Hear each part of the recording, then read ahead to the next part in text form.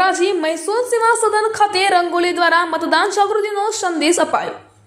આગામી લોકસભા ચૂંટણીમાં મત આપવા માટે તારીખ 7 મે અને મંગળવારનો દિવસ નિર્ધારિત છે, ત્યારે સમગ્ર ધોરાજી તાલુકાના મતદારો પોતાના મતાધિકારનો ઉપયોગ કરવા માટે સજ્જ કરવા મોટી સંખ્યામાં પોરબંદર મત વિસ્તારના તમામ ભાગોના વિવિધ મતદાતા જાગૃતિ પ્રવૃત્તિઓ સતત ચાલી રહી છે, જે ઉપક્રમે ધોરાજી શહેરની મહેસૂલ સેવા સદન કચેરી ખાતે રંગોલી દોરીને આંગણવાડીની બહેનો દ્વારા મતદાન અવશ્ય કરવા માટે સંદેશ આપવામાં આવ્યો હતો। 40 થી વધારે બહેનો દ્વારા આ રંગોલી બનાવવામાં આવી હતી।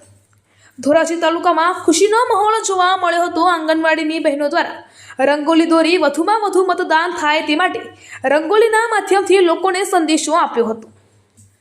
રિપોર્ટર નયનભાઈ રાવરાણી।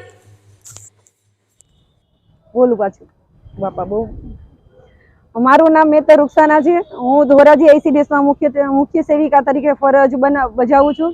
આજે ધોરાજી સેવા સદન ખાતે ધોરાજી વહીવટી તંત્ર દ્વારા આગામી ચૂંટણી લોકસભાની 2024 અંતર્ગત મત જાગૃતિ કાર્યક્રમ અંતર્ગત રંગોળી સ્પર્ધાનું આયોજન કરવામાં આવેલ છે, જે રંગોળીની અંદર 100% મતદાન થાય તે માટે સૂત્રો દ્વારા લોક જાગૃતિ કાર્યક્રમ કરવામાં આવેલ છે।